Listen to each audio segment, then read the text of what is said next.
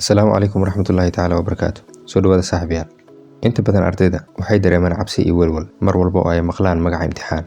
Mararka qaar, cabsidaas ayaa ardayda ku keenta walwal, hurdo la'aan, iyo walaac socda inta laga soo dhejinayo natiijada imtixaanka. Waxayna saameyn xooggan ku leedahay guusha uu ardayga ka gaari lahaa waxbarashada.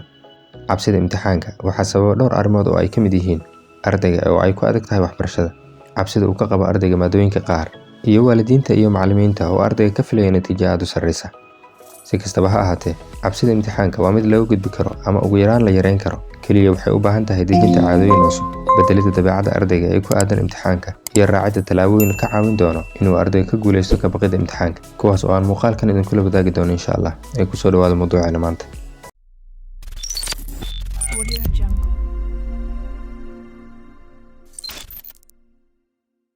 Soo dhawaada mar kale. Magacaygu waa Maxamed Cabdullaahi. Marka hore aan isweydiino, waa maxay exam phobia, cabsida imtixaanka? Sida magacaba ka muuqata, exam phobia waa cabsida ay ardayda ka cabsadaan imtixaanka, taasoo keenaysa inay ka fogaadaan isla markaana ay nacaan imtixaanka. Cabsida imtixaanka waxyaabo badan ayaa sababa, waxaana ka mid ah ardayga oo cabsi ka qaba in waalidkiisa iyo macallimiintiisa ay ka niyad jabaan haddii uu natiijo xun la yimaado. Cabsida uu ardayga ka qabo maadooyinka qaar, kuwaas oo uu u arko inay adag yihiin. Ardayga oo muhiimadda siiya buundooyinka ama dhibcaha imtixaanka halkii ay ahayd inuu aqoonta xoogga saaro, waana nooc ka mid ah noocyada ardayda, waxaana xusid mudan inaan kaga hadlay mawduucii kan ka horreeyay. Iyo ugu dambeyn, ardayga oo isbarbar dhiga arday kale. Cabsida imtixaanka waxay badi keentaa waxqabad tacliineed oo liidata, taas oo kordhisa welwelka iyo niyad jabka ardayga. Waxay saamaysaa guud ahaan caafimaadka jireed iyo kan maskaxeed ee ardayga, waxayna u horseedaa kalsooni darro. Ardaydu waa ay ka guuleysan karaan cabsida imtixaanka, laakiin waxay u baahan yihiin hagid badan, taageero niyadeed, iyo wacyigelin joogto ah oo ay ka helaan waalidiinta, macallimiinta, iyo aqoon-yahanadaba.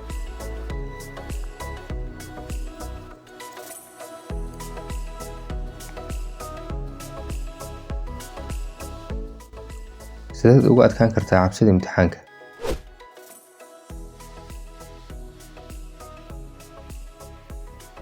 Muraajacaynta buugaagta iyo casharradii aad soo qaadato oo aad xilli hore bilowdo waxay kaa caawinaysaa inaad u diyaar garowdo imtixaanka. Waxaad sidoo kale waqti fiican u heli doontaa muraajacada mawduuc kasta oo ka mid ah manhajka. Sameyso jadwal akhris oo aad ku gaari karto hadafkaaga adiga oo ku saleynaya waqtiga aad haysato. In aadan jadwal iyo qorshe u yeelin akhriskaaga waxay sahlaysaa inaad ka caajisto hawsha kuu taalay iyo guud ahaan yoolkaaga. Hurdada wanaagsan ee habeenkii waxay muhiim u tahay maskaxda iyo jirka qofka, gaar ahaan ardayda. Isku day inaad seexato 7 ilaa 8 saacadood habeenkii. Sidoo kale waxaad ku dadaashaa in xilli hore oo isku mid ah aad seexato habeen walba. Qoraalka fartaada oo aad hagaajiso ayaa keeni karta in qofka kuu saxaya imtixaanka uu si sax ah u saxo isaga oo weliba ku raaxaysanaya quruxda fartaada iyo qoraalkaagaba. Maxaa ka xun adiga oo jawaabahaaga ay saxan yihiin in aan la fiirin warqadaada? Waxaan ognahay tirada macallimiinta saxaysa imtixaanka iyo waqtiga ay ku saxayaan inay aad u yar tahay. Marka ku qanciyo qofka imtixaankaaga saxaya in uu si sax kugu saxo adiga oo fartaada qurxinaya. Marnaba naftaada hala barbar dhigin qof kale. Adiga qofka aad tahay oo wanaagsan ahow, naftaadana ku kalsoonow. Waxaaba laga yaabaa in qofkaas aad ku haminayso in aad sidiisa oo kale noqoto, aad adigaba ka fiican tahay, kana sarreyso, laakiin aadan is ogeyn. Marka naftaada ku kalsoonow, Allana tala saaro.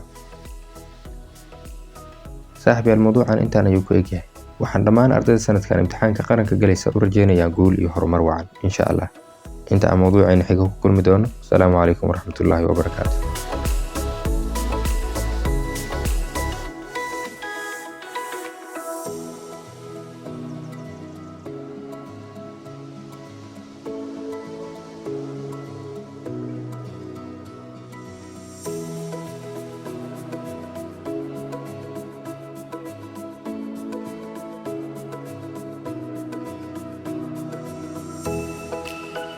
Thank you.